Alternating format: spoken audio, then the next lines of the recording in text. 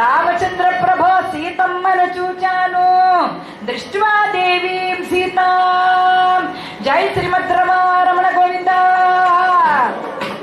సీతను చూచాను, లంకలో క్షేమంగా ఉన్నది, నీకై బ్రతికున్నది రామచంద్ర అని జరిగిన విషయాన్నంతటినీ కూడా చెప్పి ఈ శిరసు మాణిక్య మిచ్చి పంపె నీకు నాకే అదనెరిగి తెచ్చితిని అవతరించవయ్యా అని సీతమ్మ వారిచ్చిన చూడామణిని ఇవ్వగానే హనుమంతుడిని కౌగలించుకొని, ఒక్క పరమేశ్వరుడు తప్ప పరుడెవడు ఇంత పని చెయ్యలేడు, నా కోసం ఎంత కష్టపడ్డావు హనుమ, నీ రుణాన్ని ఏం తీర్చుకోగలను, ఏమి ఇవ్వమంటావు? రాముడి దగ్గర ఇచ్చేందుకు ఏమన్నా ఉందా? రాజ్యం ఉందా? ధనాలున్నాయా? భోగభాగ్యాలున్నాయా? ఏమున్నాయి రాముడు ఇవ్వడానికి? నా దగ్గర ఇవ్వడానికి ఏమీ లేదయ్యా, కానీ నీకు ఇచ్చేస్తున్నాను హనుమ అన్నాడు. ఏంటి ఇస్తావు రామప్రభు అంటే, నన్ను నేనే నీకు ఇచ్చేసుకుంటున్నాను హనుమ. ఇది రాముడి యొక్క వ్యక్తిత్వం. నన్ను నేనే ఇచ్చేసుకుంటున్నాను. పరమాత్ముడు తనకు తానుగా తనను మనకిచ్చేసుకోవాలి. అలా చేసుకున్నటువంటి ప్రతి ఒక్కళ్ళు హనుమంతులే. సీతా కార్యాన్ని సాధించి వచ్చి సీతా దర్శనాన్ని చేసినటువంటి హనుమంతుడిని కౌగలించుకొని, రుద్రుడు తప్ప పరమేశ్వరుడు తప్ప ఇంకొకరు సాధించగలరా? హనుమ, నీ హృదయంలో నేను ఎప్పుడు ఉంటానయ్యా, నిన్ను పూజించినటువంటి వారికి నన్ను పూజించినటువంటి ఫలితం కలుగుతుంది అని ఒక్కసారిగా హనుమంతుల వారిని ఆ శ్రీరామచంద్ర ప్రభువు కౌగలించుకున్నారు.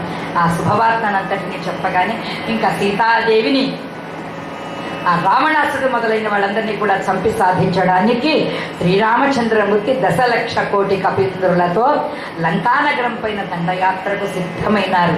అటువంటి రామచంద్రమూర్తి పాదాలను పవమానసుతుడు పడుతూ ఉన్నాడు. ఈ రోజున దత్తయోగా సెంటర్లో ఒక్కసారి ఈ దత్తయోగా సెంటర్ పెద్దలందరికీ కూడా శ్రీ వెంకట చింతలపాటి గారికి, రామా గారికి, వీరా గారికి, రామకృష్ణ గారికి, ఇంకా పెద్దలు ఎవరెవరైతే ఉన్నారో వారందరికీ, ఇక్కడ ఉన్నటువంటి మహిళామ తల్లులందరూ, కృతయుగంలో అయితే లోపాముద్ర ఆవిడ మహాశక్తిట, త్రేతాయుగంలో అయితే సీతమ్మవారి శక్తిట, ద్వాపరయుగంలో ద్రౌపదీదేవి శక్తిట, కలియుగంలో అన్నట్ట ఇంటింట్లో ఒక్కొక్క శక్తి ఉంటుంది అన్నారు. అందువల్ల ఆ ఇళ్లలో ఉండేటువంటి మహాశక్తులందరూ ఇక్కడే ఉన్నారు. వీళ్ళందరికీ కూడా హృదయపూర్వకమైన ధన్యవాదాలు తెలుస్తూ, హరికథ మొత్తం సౌత్ ఇండియాలోనే హరికథ సాంప్రదాయం ఉందన్నారు. కానీ ఏ సౌత్ ఇండియా సంప్రదాయం అయినా కూడా మన తెలుగులో ఉన్నట్టు నాట్యం ఉండదు, మన తెలుగులో ఉన్నంత సాహిత్యం ఉండదు, మన హరికథలో ఉన్నంత సంస్కృతం ఉండదు, మన హరికథలో ఉన్నంత పద్యాలు లేవు. అసలు పద్య సాంప్రదాయమే లేదు ఇంకే లాంగ్వేజ్లో కూడా, ఒక్క తెలుగులో తప్ప. మనకు సొంతమైనటువంటి తెలుగులో మనకున్నటువంటి హరికథానికి గాన ప్రాణం పద్యం. అందువల్ల హరికథ అంటే నవరస భరితమైనటువంటిది. అందులో చక్కగా భక్తి ఉంటుంది, అన్నిటికన్నా ముఖ్యమైనది నాట్యం ఉంటుంది, సంగీతం ఉంటుంది, సంస్కృతం ఉంటుంది, పురాణాలు ఉంటాయి, కథా పోషణ, ఏకపాత్రాభినయం. వాళ్ళందరూ కూర్చుని పెర్ఫార్మెన్స్ చేస్తారు. నిలబడి హరికథ చెప్పేది ఒకటే, నిలబడితేనే భావం వస్తుంది, కూర్చుంటే రాదు. ఒక నాటకీయత రావాలి అంటే కూర్చుంటే వస్తుందా అండి? కాదు. సీతాదేవి అంటే మేమే సీతాదేవి, రావణాసురుడు అంటే మేమే రావణాసురుడు అన్నమాట. అలా ఏ పాత్రకు తగినటువంటి పాత్ర అలా చేసేటువంటి నవరస భరితం ఈ హరికథా గానాన్ని బ్రతికించండి. నేను ఇండియా నుంచి ప్రత్యేకంగా వచ్చి నాకు ఓపికనన్నాడు, శక్తినన్నాడు హరికథాగానం ప్రచారం చేయాలని. నా దగ్గర ఎందరో విద్యార్థులందరూ కూడా నేర్చుకుంటున్నారు. అమెరికాలో కూడా ఇప్పుడిప్పుడే ప్రారంభించారు. నాకు ఏ స్కూళ్ళు ఏ గురుకులాలు లేవు.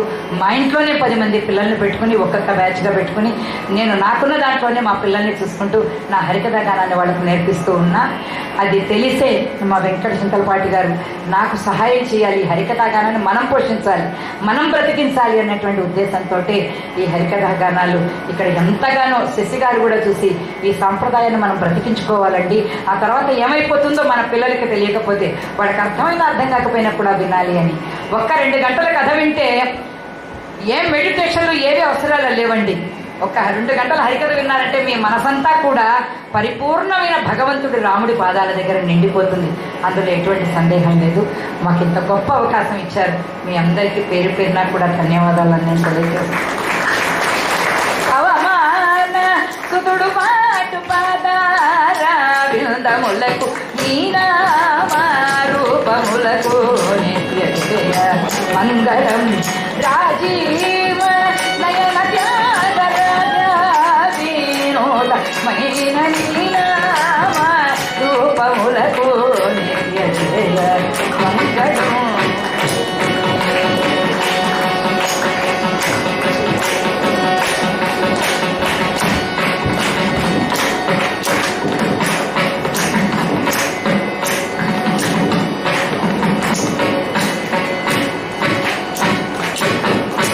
ఏడుకొండలవాడ వెంకటరమణ గోవింద.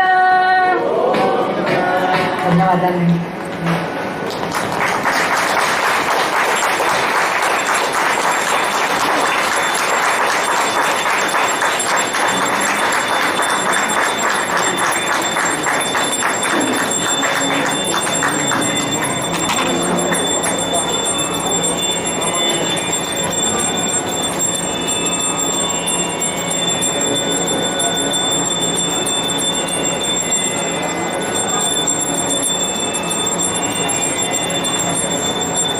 ఈనాటి సభలో నాకు పరమాత్మీయులైనటువంటి మా భాస్కర్ గారు, దత్తపీఠానికి ఎంతో ఆత్మీయులైనటువంటి వారు, నాకు కాలిఫోర్నియాలో పోయిన సంవత్సరం రివర్ సైడ్లో అద్భుతమైనటువంటి కార్యక్రమాన్ని ఏర్పాటు చేసినటువంటి వారు, గత 15 ఏళ్లుగా నాకు హ్యూస్టన్లో పరిచయమైన వారు. నేను ఎందరో పెద్దలు ఈ సభలో ఉన్నారు, వారందరికీ కూడా ధన్యవాదాలు sir. Let's give a big round of applause to Srimati Savitri Garu and the young artist Mullapudi and me. What a scintillating, mesmerizing spiritual enlightenment and divine storytelling on Sundarakanda. Hara Hara Mahadeva, Govinda, Govinda, Govinda,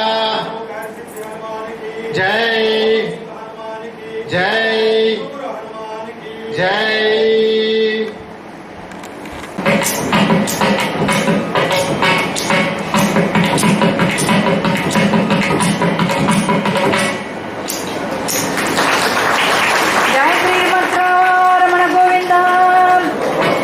ఇద్దరు ఈ రోజున ఇంత ఓపికగా ఇంత చక్కగా కథాగానాన్ని అంతటినీ ఎన్నెన్ని రాగాలు పాడానో ఈ రోజున మను అసలు ఏమాత్రం తగ్గకుండా అంత చక్కగా చిన్నవాడు, ఇంకా చదువుకుంటూ ఉన్నవాడు, పిల్లవారు చాలా కష్టపడి వచ్చాడు ఆయన. అయినప్పటికీ కూడా సంగీతం పట్ల ఆ అంకిత భావం, సంగీతం పట్ల ఉన్నటువంటి సరస్వతి, సంగీత సరస్వతి పూర్వజన్మ సుకృతం ఉంటే, గాంధర్వ అంశం ఉంటే వాళ్ళందరూ కూడా సంగీత సరస్వతిని ఆరాధిస్తారు. అలాగా అంత చక్కగా వాయించాడు అబ్బాయి. మా దత్తశాస్త్రి ముళ్ళపూడి మీ అందరికీ ఆయన పద్ధతిగా చిన్నప్పటి నుంచి ఎంతో భక్తి శ్రద్ధలతో నేర్చుకున్నాడు. వీళ్ళిద్దరికీ సంగీతమే కాకుండా వాళ్ళ అమ్మా నాన్నలు మంచి సత్సాంగత్యాన్ని, సంస్కారాన్ని ప్రసాదించారు వీళ్ళిద్దరికీ కూడా. ఆ దత్తాత్రేయుడు ఆంజనేయ స్వామి వారు వీళ్ళకి రక్షించాలని ఆశీర్వచనం చేస్తూ 9 కథలకు వాయించారు ఈసారి నా యాత్రలో అనమాట. రేపు ఒక్కరోజు కథకి ఆయన మిస్ అయిపోతున్నాడు.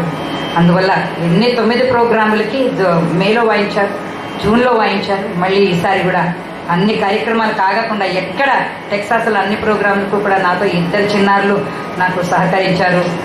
ఎటువంటి ప్రతిఫలాన్ని ఆశించినటువంటి తల్లిదండ్రులు హృదయపూర్వకంగా నాకు ఎంత సేవ చేశారో వీళ్ళిద్దరూ, వీళ్ళ తల్లిదండ్రులు, నేను వాళ్ళందరికీ ధన్యవాదాలతో పాటు ఈ చిన్నారులు ఇద్దరికీ కూడా ఆశీర్వచనాలు కోసం వచ్చే ఏడాది కూడా ఇప్పుడే బుక్ చేసుకుంటాను అన్నమాట. వీళ్ళకి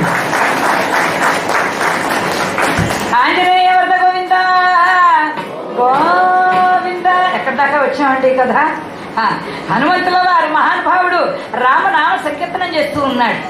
రామాయణాన్ని అందుకే వినాలి, భారతాన్ని అందుకే వినాలి. భర్త గారికి పోరు పెడుతోంది పెళ్ళాం, ఒక్కసారి రామాయణ హరికథ జరుగుతోంది. 9 రోజులు చెప్తారు, ఓసారి వాళ్ళ ప్రారంభం అవుతోంది. ఒక్కసారి అలా వెళ్ళి ఆ రాముడికి దండం పెట్టి ఒక్క పాట విని ఇంత ప్రసాదం తీసుకుని వచ్చేయండి అంది భార్యామణి గారు. తప్పకుండా వెళుతున్నా, నీ పోరు పడలేకుండా ఉన్నా రామాయణానికి, ఇవాళ్లే మొదటి రోజు, మళ్ళీ వెళ్ళనన్నాడు. మళ్ళీ వెళ్ళదు, పోనీ వాళ్ళు ఒక్కరోజు ఎలాగలు వెళ్ళిరండి, లాస్ట్ ఇయర్ కూడా వెళ్ళలేదు మీరు హరికథలకి అంటే. భర్త గారు వెళ్ళారనమాట, 3 ప్రసాదాలు తీసుకొని వచ్చాడు. చూసావా, బ్రహ్మాండంగా రామాయణానికి వెళ్ళొచ్చాయి. ఏమంటే అంత హుషారుగా ఉన్నారేంటి? ఏం జరిగింది వాళ్ళ కథ? హరిదాస్ గారు ఏం చెప్పారండి హరికథ? ఇవాళ దశరథుల వారికి పెళ్లి జరిగిందే, 3 పెళ్ళాలనిచ్చి 3 ప్రసాదాలు దశరథుల వారికి చూసావా? నాకు నువ్వు ఒక్కదానివే అన్నారు. సరేలేండి, ఆ ప్రసాదాలు ఏవో మీరే తినండి, నేను పెడుతున్నాను. ఇవాళ మాకు 5 ప్రసాదాలు పెడతారట అని. ఏమిటో నీకు 5 ప్రసాదాలు ఎందుకు పెడతారే అని ఇవాళ భారతం చెప్తున్నారు. ద్రౌపది అమ్మవారి కళ్యాణం ఏకంగా ఊరిక ఏదో సరదాగా అంటుంటే పిచ్చి పిచ్చి మాటలన్నీ మాట్లాడతాను. అలాగా నేను ఏదో ఊరికే అన్నాను లేవే, పద నేను కూడా వస్తాను. అలాగా హరికథల నుంచి నేర్చుకోవాల్సింది అది కాదుగా మరి. అందువల్ల హనుమంతుల వారి యొక్క కార్యసిద్ధి తత్వం అన్నమాట. ఆ సీతమ్మ వారికి రామనామం వినబడింది. ఎవరబ్బా ఇంత మధురంగా లంకలో రామనామాన్ని వినిపిస్తున్నారని చూశారు. చూడగానే ఒక సామాన్యమైనటువంటి చిన్న వానరుల్లా అమ్మవారికి ఎటువంటి బాధ కలగకుండా, మళ్ళీ ఆవిడ భయపడి అరిచి గోల చెయ్యకుండా, నిద్రాభంగం కలగకుండా అవతల వాళ్ళకి తిన్నగా జారాడు. జారి అమ్మవారికి నమస్కారం చేసి దీనంగా అక్కడ కూర్చుని ఉన్నాడు. ఎవరో నాయనా నీవు? నువ్వేనా రామనామగానం చేసింది? అవునమ్మా నేనే. సాహసమేళనోయమ్మ రామచంద్రుని ముద్దుల గోమ, నే హనుమంతుడ రామ సేవకుడా, నిన్ను చూడవచ్చి సీతమ్మ.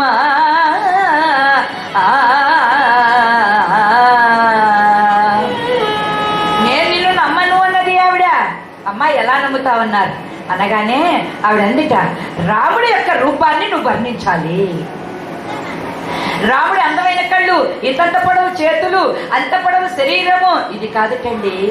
రాముణ్ణి ఉపాసించిన వాళ్ళు వర్ణించేటువంటి రామరూపం వేరేట.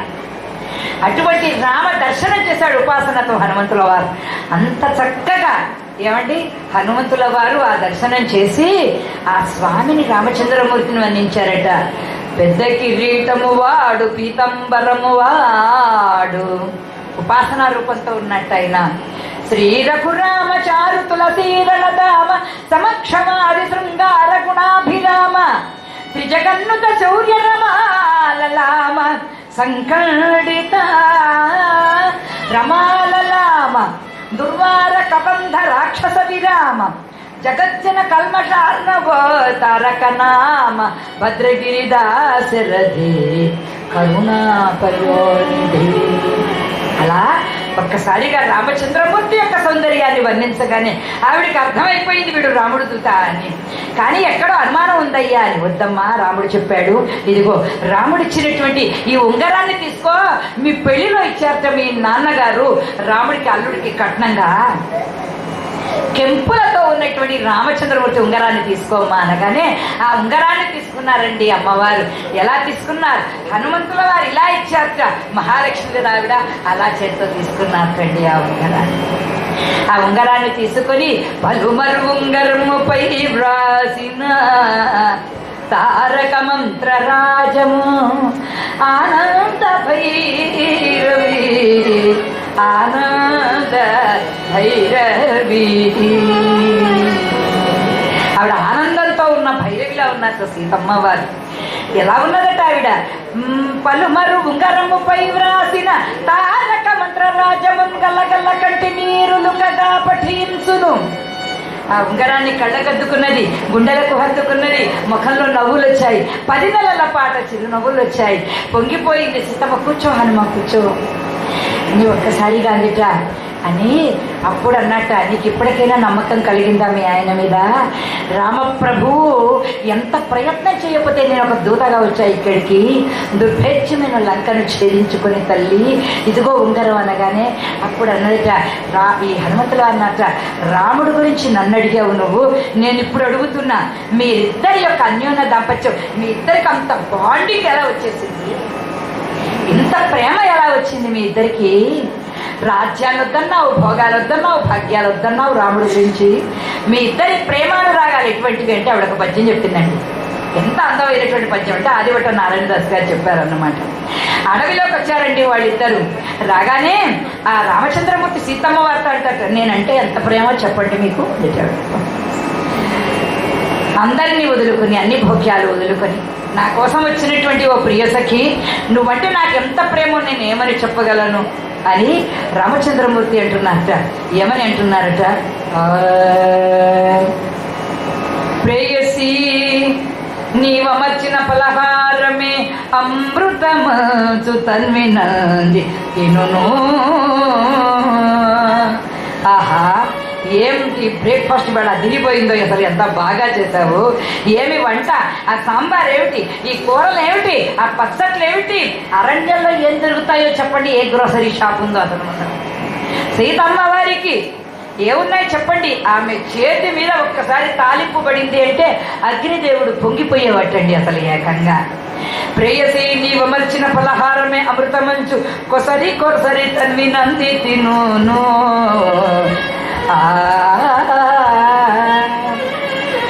ఎలా చేసేది ఆవిడ చూడండి, అంత బాగా చేసేదిటండి. ఆ తరువాత ఏమనేవాడట, ఒకసారి ఇద్దరు గోదావరి నదికి స్నానానికి లేట, చెయ్యి పట్టుకుని వెళ్తున్నట్టు ఇద్దరు కూడా. అక్కడ ఉన్న మునీశ్వరుల భార్యలు ఉన్నట్ట. వాళ్ళన్నట్టు, చూసావేవు రాముడు సీత పెళ్ళై 30 ఏళ్ళు అయింది, నిన్న కాక మొన్న కాక పెళ్ళైన వాళ్ళలాగా ఎలా చెత్త పట్టాలు వేసుకుని వెళ్తున్నారో చూడు. ఆవిడ చెయ్యినోదది, ఈయన చెయ్యి. ఏమే మీ ఆయన ఎప్పుడన్నా నీ చెయ్యి అలా పట్టుకున్నట్టే, నా కర్మ. పెళ్ళైనాడు పట్టుకున్నాడు చెయ్యి, మళ్ళీ ఈనాటి వరకు ఎప్పుడు చెయ్యి పట్టుకోలేదు. పెళ్లిగా ముందర ప్రేమలేఖలన్నీ రాసేవాడు, 100 సార్లు ఫోన్ చేసేవాడు. నేను ఫోన్ చేస్తే కానీ నిద్రపోననేవాడు. పెళ్ళయిన తర్వాత అసలు నా మొహాన్నే చూడే, అసలు నా పని బట్టిట్లో, ఆయన పని ఏమో వీధిలో అంటున్నట్టుగా అని సీతారాములను చూసి ఓ రోజున గోదావరి నది స్నానానికి వెళ్ళొస్తూ ఉంటే ఒక పెద్ద ముళ్ళ కంచె వచ్చి పడిపోయింది అడ్డంగా. వెళ్ళేటప్పుడు లేదు, వచ్చేటప్పుడు వచ్చేసింది. అది రాగానే రాముడు ఒక్క అంగన దాటేసట. ఆయన ఆజాన బహుడు కాబట్టి.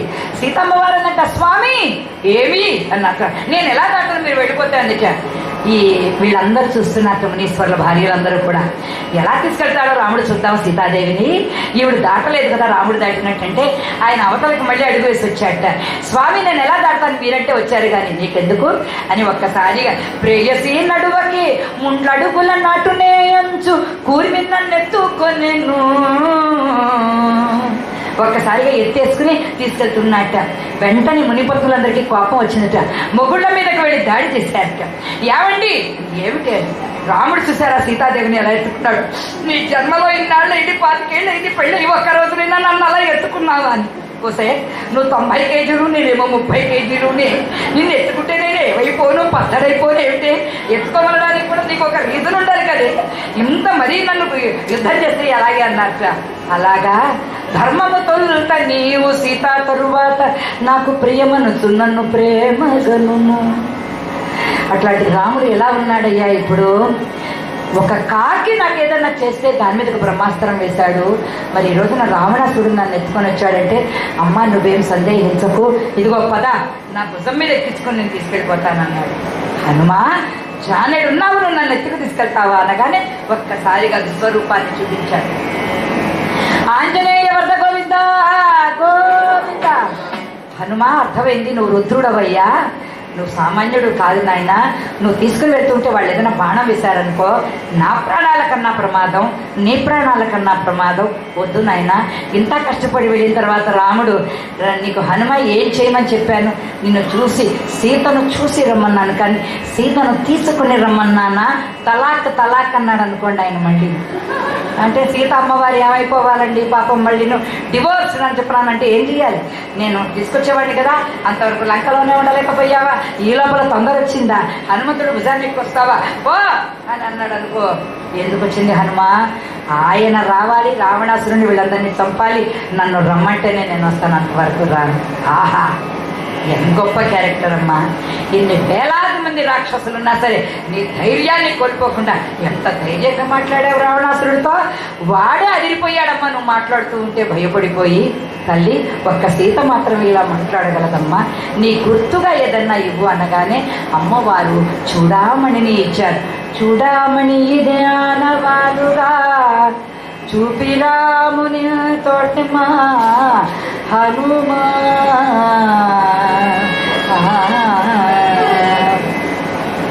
అయితే అమ్మ నాకు చిన్న అనుమతినివ్వు అన్నాడు. ఏమిటి హనుమాన్, 4 పళ్ళు కోసుకుని తింటానమ్మా, ఈ చెట్లను ఏం చేసినా నువ్వేమనకూడదని. మా తోటంతా మందే నాన్న, నువ్వేం చేసుకుంటే చేసుకోండి. అర్థమైపోయింది దానికి ఏం చేయమందో. ఇంకా జై శ్రీరామ్ అంటూ దుకాడు ఆయన. ఆంజనేయ వరద గోవింద.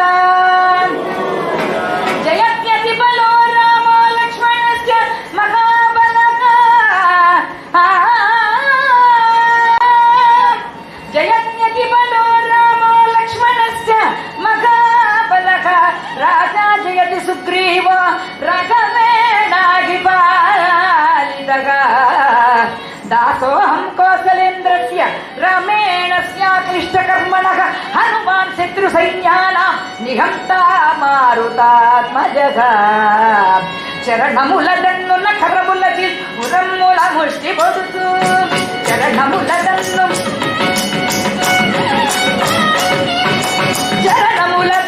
నఖరములచి ఉరమ్ముల ముష్టి పొడుతూ పరస్పర మిత్రుల విమోరముగ దురమున తముల బూదు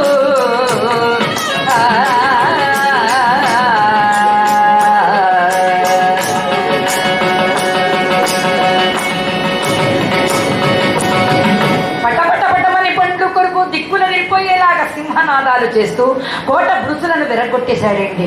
అక్కడున్న పూల చెట్లన్నింటినీ ధ్వంసం చేసేశాడు. అందమైనటువంటి మేడలన్నింటినీ కూలగొట్టేస్తున్నాడు. రామచంద్రమూర్తికి జై, లక్ష్మణుడికి జై, సీతమ్మకు జై అంటున్నట్టండి. వెంటనే ఆ రావణాసురుడు అక్షకుమారుడు అనేటువంటి వాడిని పంపించారండి. వాడు 100 శ్లోకాల యుద్ధం చేశాడు రామాయణంలో. యుద్ధం చేసిన తర్వాత ఒక పెద్ద కోట మేడలు పెరిగి ఆ అక్షకుమారుడి మీద వెయ్యగానే వాడు సపరివారంతో సహా చచ్చిపోయాట. రాజా రామచంద్రమూర్తికి అలా ఎప్పుడైతే చంపేశాడో ఇంద్రజిత్తుని పంపించారు. ఆ ఇంద్రజిత్తు బ్రహ్మాస్త్రం వేసేసాడండి హనుమంతుడి మీద. బ్రహ్మగారు అడిగారు ఒకప్పుడు, అందరికీ అన్ని వరాలు నీకు ఇచ్చారా హనుమా, నువ్వే నాకు ఒక వరం ఇవ్వాలి. ఆ ఇంద్రజిత్తు దగ్గర ఉందిరా నాన్న నా బ్రహ్మాస్త్రం, వాడు ఎప్పుడైనా నీ మీద భవిష్యత్తులో వేస్తే 2 గడియలు దానికి కట్టుబడి ఉండు అంటే 48 నిమిషాలు. వచ్చి ఇంద్రజిత్తు వేశాడండి. బ్రహ్మగారికి ఇచ్చిన మాట ప్రకారంగా అలా కట్టుబడిపోయాడండి.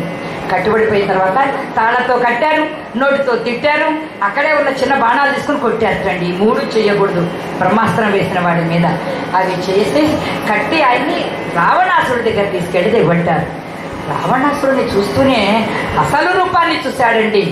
అహో రూపం, అహో తేజం, అహో ధైర్యం, అహో ద్యుతి, అహో రాక్షస రాజస్య సర్వలక్షణయుక్తత అని హనుమంతుడు ఆశ్చర్యపోయినాడు. మిగిలిన ఆ హనుమంతుడి యొక్క రూపాన్ని చూచి కైలాసంలో ఉన్న నందీశ్వరుడు వస్తే ఎలా ఉన్నాడో హనుమంతుడు అలా ఉన్నాడు. కిమేష భగవాన్ నంది భవేత్ సాక్షాదిహాగత. కైలాసంలో ఉండేటువంటి నందీశ్వరుడు ఇక్కడ భూలోకానికి కానీ వచ్చాడేమో అన్నట్లుగా ఉన్నట్టు హనుమంతుడు. ఎందుకంటే ఒకసారి రావణాసురుడు కైలాసానికి దర్శనానికి వెళ్ళాడు. నందీశ్వరుడు అన్నట్ట స్వామివారు ఏకాంతంగా ఉన్నారు, ఎవరిని రానియద్దన్నారు అని. వరి కోతి ముఖమా నందీశ్వర, నువ్వా నన్ను ఆపేది అంటూ పక్కకు తోసి నందీశ్వరుని వెళ్ళిపోయాట. ఎంత ధైర్యం నీకు! కోతుల వల్ల నీకు చావుంది, మానవుల వల్ల చావుంది, వాళ్ళు అల్పజీవులు, వాళ్ళు నేనేం చెయ్యలేరని కదా, ఈ కోతి ముఖాల వల్లే నువ్వు మరణించుదువుగాక రావణ అని శపించేశాడు నందీశ్వరుడు. మరి ఎంత కోతులు ఏం చేయగలుగుతాయి హనుమంతుడు ఈ రావణాసురుడిని?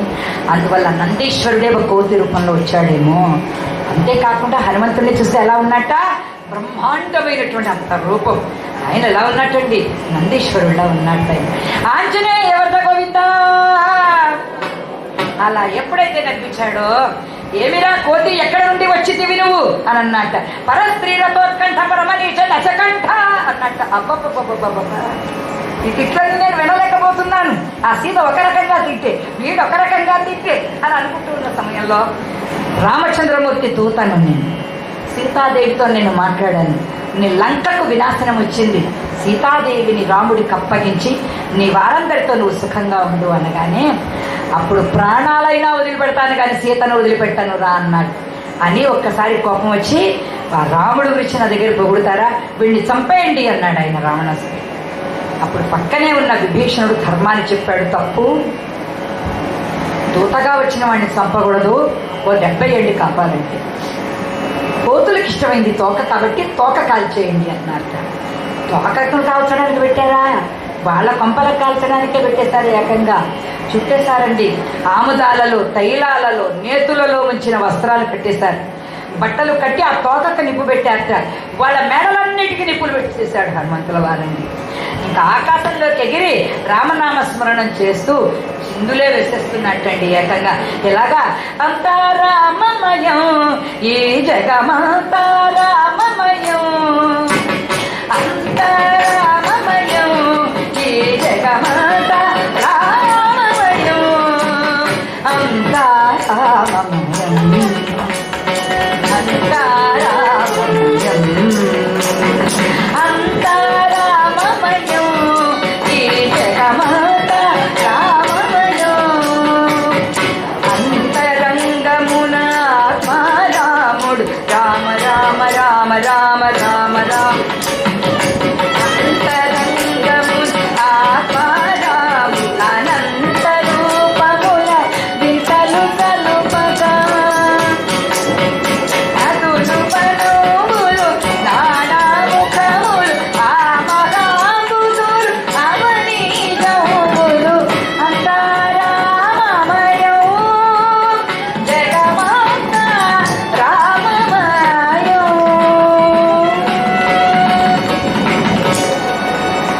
ఎప్పుడైతే రామమయమని ఆయన చిందులు వేస్తూ తిన్నగా లంకకంతా అంటించేశాట. కాలిపోతోంది, లంక మండిపోతుంది వాళ్ళ మందిరాలన్నీ. అటువంటి సమయంలో సీతమ్మ వారు దండం పెట్టిందిట, హనుమంతుడి యొక్క తోకని ఏం చెయ్యకునైనా హనుమంతుడిని కాల్చకు అని పెట్టగానే పతివ్రతాదేవి యొక్క ఆ మాటకు విలువిచ్చి అయినా అగ్నిదేవుడు మంచి గంధాన్ని పూసినట్టుగా అయిపోయాట. అలా ఎప్పుడైతే జరిగిందో సీతమ్మ దగ్గరికి వచ్చి ఒక్కసారి నమస్కారం చేసి, నాయన ఇక్కడ ఉండవద్దు, రాముడికి నా క్షేమ వార్త చెప్పు అని అనగానే పరమానందంతో గగనసీమలోనికి వెళ్ళి ఒక్కసారిగా ఎగిరి సముద్రంలో తోక చల్లార్చుకొని మధ్యలో మైనాకుడిని పలకరించి మహేంద్రగిరి మీద ఉన్న జాంబవంతుడు, అంగదుడు వాళ్ళందరినీ కలుసుకొని అందరూ తిన్నగా రామచంద్రమూర్తి ఉన్నటువంటి ప్రశ్రవణగిరి కిష్కిందా రాజ్యం వైపు వచ్చేస్తూ ఉన్నారట. అక్కడ సుగ్రీవుడికి ఇష్టమైనటువంటి మంచి పువ్వుల తోట ఉందిట. అక్కడ మంచి మధువు దొరుకుతుందిట. అది చాలా మత్తెక్కించేటువంటి పళ్ళ రసాలట. అక్కడికి ఎవరిని రానివారు సుగ్రీవుడిని తప్ప. అక్కడికి వచ్చారట. హనుమా, చిన్న పార్టీ చేసుకుందామా, ఇక్కడ కాసేపు ఎంజాయ్ చేద్దామా అన్నారు. ఎవరు? ఈ కపివీరులందరూ కూడా. ఇంత సక్సెస్ సాధించాం కదా, వీళ్ళు సాధించింది. చేసిన వాడు హనుమంతుడు అనమాట. పేరొక్కరిది, నోరొక్కరిది. అందువల్ల ఇక్కడ ఆనందంగా మనందరం కాసేపు వినోదం చేసుకుందాం అన్నట్ట. సరే కానివ్వండి అయితే అన్నట్ట. ఎవరికి కావలసినటువంటి ఆ మత్తుగా ఉండేటువంటి సురలు తాగడం మొదలు పెట్టారట. హనుమా, నువ్వు కూడా రా అని హనుమంతుడు కూడా తీసుకుని మరి నుంచి పోసారట. హనుమంతుడికి కూడా ఈయన కూడా మత్తెక్కిపోయిందిట. ఒరేయ్, ఓ మంచి కచేరీ చేయండి రా అన్నట్టు వాళ్ళందరినీ కూడా. హనుమంతుడు వారు అనగానే అంత తాగి ఉన్నా కూడా వాళ్ళ నోట్లో నుంచి రామనామమే వస్తోందిట. ఏమని వస్తోందండి? రాముల వారి మాట నవరత్నములుంచిన మూట, రాముల వారి మాట నవరత్నములుంచిన మూట. అడ్వాన్గా పాప జయములను పాపిడి బాట కవిత సాములు గలవతోట, రాముల వరి మట నవరత్నములుంచిన ముట, రాముల వరి మట నవరత్నములుంచిన ముట. పాప జయములను పాపిడి బాట కవిత సాములు గలవతోట, రాముల వరి మట నవరత్నములుంచిన ముట. రామయ్య తండ్రికి ఇలా ఉండవలసిపోతూ ఉంటే కాపలాదారుడు వచ్చేట. వాడు సుగ్రీవుడికి మేనమామ. ఓరి వానరులారా, కోతి మూకల్లారా, ఏంట్రా తోటంతా పాడు చేసి విరిచేశారు, కొమ్మలన్నీ విరిచేశారు, పళ్ళన్నీ నాశనం చేశారు, మీరేమిట్రా ఆనందించేది ఇక్కడ అనగానే, వరే నువ్వు విలారా, నీకు కూడా సన్మానం చేస్తామన్నారట అని చావగొట్టేశారట. ఒళ్ళంతా గీరేశారట. కోతులు కదా, గీకేశారట ఒళ్ళంతా కూడా. వాడు పోయినాడట రామ సుగ్రీవుల దగ్గరికి. ఏంటో ఈ అవతారం అన్నారట. ఏం చేయమంటారు, ఈ కోతులన్నీ కూడా వచ్చాయి, దక్షిణం వైపు వచ్చినవి, మై మర్చిపోయి తాగి తందనాలాడి వీళ్ళ గోల చేసి నన్ను ఎలా గీకేశారో చూడండి అని. అందరికీ పెద్దగా హనుమంతుడు ఉంటాడే, హనుమంతుడితో చెప్పలేకపోయావా అని ముందర తాగి ఉన్నటువంటి వాడు హనుమంతుడే స్వామి. వాళ్ళందరితో వాటి ఈయనగడ కాస్త పుచ్చుకున్నాడు. చిందులేస్తున్నారు వాళ్ళందరూ కూడా. ఏమని చిందులేస్తున్నారు? రామయ్య తండ్రికి జయహోని చిందులేస్తున్నారు. ప్రభు కావలసినంత చెప్పు చిందులేయమను. ఆ తర్వాత ఇక్కడ రాముడు సుగ్రీవుడు ఎదురు చూస్తున్నారు రమ్మనమని అనగానే మళ్ళీ వెళ్ళట. రై, ఈసారి వీడిని చంపేద్దాం అన్నట్టు. చంపేంట్రా కోతి మొక్కలారని అందరూ ఇలా తయారయ్యారు. అక్కడ రామ సుగ్రీవులు మీకోసం ఎదురు చూస్తూ ఉన్నారు. కానివ్వండి కానివ్వండి, మీరు తాగి మీ ఇష్టం వచ్చినట్టు ఆనందించండి అనగానే ఎక్కడ వదిలేశారు. రామ అన్న పేరు వినిపించగానే అందరూ చక్కగా ఏదో వరల్డ్ కప్ పట్టుకున్నట్లుగా చక్కగా ఆ చూడామణిని పట్టుకుని రాముడి దగ్గరికి వస్తున్నారు. సీతాదేవి యొక్క చూడామణిని చూశాడు రాముడు. అక్కడ సందేహం, చూడామణిని మాత్రమే తెచ్చాడే, ఏం చెప్తాడు హనుమంతుడు అనగానే అప్పుడు ఆయన దృష్ట్వాదేవి లంకా